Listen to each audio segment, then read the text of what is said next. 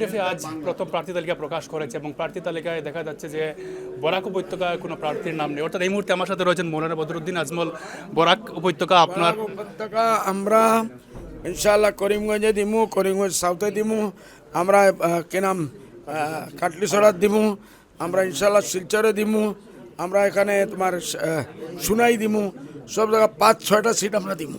এখন পর্যন্ত ঠিক হয়েছে, আমরা খালি বাট চাইতেছি কংগ্রেসে ডিক্লেয়ার করে গে, আর তারপরে বহুত মানুষ আসবে, ভালো ভালো মানুষ আমরা দিয়ে দিব সব। আপনার একজন হেভিওয়েট প্রার্থী অর্থাৎ করিমউদ্দিন বড়ভাইয়া অসম কর্মসূচি। মই তো ইমান মোটা মানুষ, ইমান তাগড়া, করিমউদ্দিন ইমান পাতলা, হেভি ওয়েট করে কহলাম করিমউদ্দিন তো পাত্তাই নচলে, মা ভাল করে ফু মারি দিলে উড়ি যাব করিমউদ্দিন, কেন হেভি ওয়েট হবো? হেভি ওয়েট হইতে পারে না। শোনাইতে আপনারা প্রার্থী দেবেন? দিমু ইনশাল্লাহ, আর মজবুত দিমু, উনিও ইয়াদ করবে।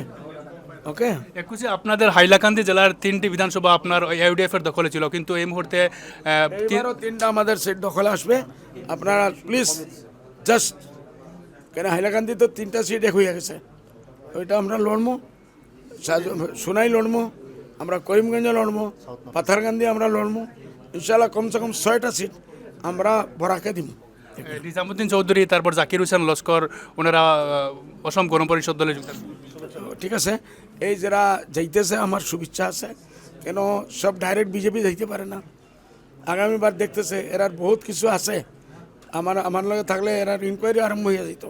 তো বিজেপিত গেছে মতলব এজিপিত গেছে মতলব বিজেপিত গেছে, আর সবের আশা আশঙ্কা থাকে কন্ট্রাক্ট পাওয়ার, সবের বাল বাচ্চা কাম করতেছে, কন্ট্রাক্ট কেউ করতেছে। ঠিক আছে, আমি এইটার কারণে খারাপ পাইছি না। রাজ্যসভা নির্বাচনে যেখানে তো আপনাকে প্রার্থী করা হয়েছিল, তারপর 3জন বিধায়ক দেখা গেছে যে বিরোধী অর্থাৎ বিপিএফ এর প্রমোদ বড়কে ভোট দিয়েছিলেন। এটা রাজ্যসভার হিসাবে দেওয়া নাই, যখন কংগ্রেসের সাপোর্ট করছেই না, এটা ভুল হইল।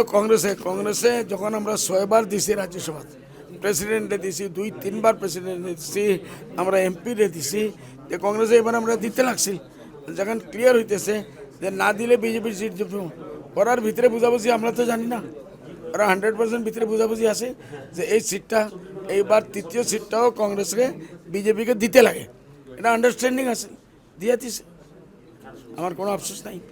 মৌলানা বদরুদ্দিন আজমল, আপনি কোন বিধানসভা কেন্দ্র থেকে লড়াই করবেন? আমার এখন পর্যন্ত পার্টি ডিসিশন করছে না, আমি বিন্নাকান্তির লাগিয়া মেহনত করতেছি, পার্টি যদি ওকে করে তো আমি লড়বো।